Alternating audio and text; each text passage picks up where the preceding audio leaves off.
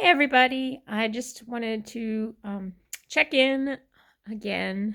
I think I got all of my crying done yesterday, but I don't know about you. I am not feeling motivated today, having a hard time making myself get to work. So I'm hoping this will kickstart me a little bit. So, the governor's message yesterday was the first time that any of the counties knew for sure that school will be closed for the rest of the year. So the county leaders are still working out exactly what everything is going to look like going forward, and we will continue to get information to you as quickly as we can. Um, Obviously, there's a lot that's really disappointing about the kids not being in school for the rest of the year. There's a lot that they're missing out on. But just for a little perspective in terms of the core academic areas, I hope this helps a little bit. The kids are not missing 9 weeks of new instruction. So we were going to take the reading SOL test in the middle of April. So obviously the way to get better at reading is to read, listen to reading, talk about reading. In terms of skills that we were actually going to focus on, we had one more reading skill that we were going to learn, which was compare and contrast, which kids are great at comparing and contrasting. The skill is learning to focus on the text and figure out how to answer the kinds of questions that are on reading tests. So that's the only reading skill that we had left to work on. For math, we still needed to finish measurement and do probability and practice equalities, which they could use calculators for, not a hard skill. Other than that, we were ready to jump into review mode in math. We had already covered almost all of the curriculum. We were very close to finishing all the new math for this year. Science, we still needed to work on the solar system. So next was going to be phases of the moon, which is a fun one to do at home because you get to actually go outside together in the evening and look at the moon each night. So we were going to learn about the moon and a little bit more about the Earth, and then move into the planets. And that was going to fill up the rest of the year. I don't know what we're going to do with that information. I don't know if they're going to cover that in 5th grade. Again, I am more than happy to do online lessons, but if I can't reach everyone, we need to, still figure that out.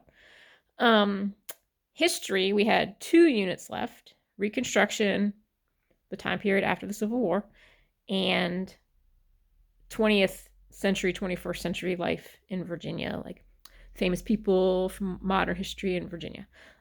So that's the area where there was still quite a bit to go over. And again, I don't know what the goal is with getting that information to the kids, but that's all the new information that we were going to focus on before the SOLs. So then May, it was going to be reading more novels and having fun, talking about what we were reading, working on writing, maybe some research, learning how to make Google slideshows, which the kids had already started doing, things like that. And then, of course, end of the year activities. So in terms of, any stress that you might be feeling at home about how much your child is missing, I just hope that kind of alleviates a little bit of that. Like I said, I'm devastated. I have cried a few times already about this.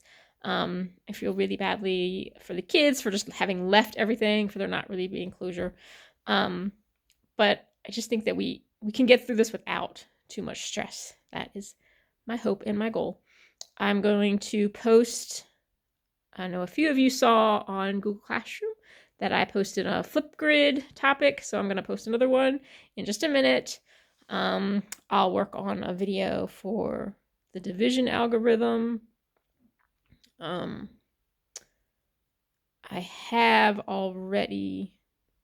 No, I take that back. I had to upgrade my account first, but I have a measurement playlist that I've been working on making a video of and uploading that, just so that you have some more ideas of things to do. Logging into their Google account. some of the kids know. A lot of the kids have it written in their trackers. It used to be at school that in order to get into their Google accounts, they had to type in their entire email address so everyone knew how to do it. Starting this year, they made it easy for them at school to log in without knowing that whole email address, which is ironic because now they're at home and some of them still don't know how to do it.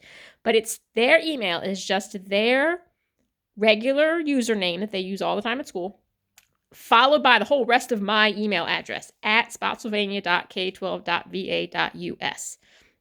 That's really their full login.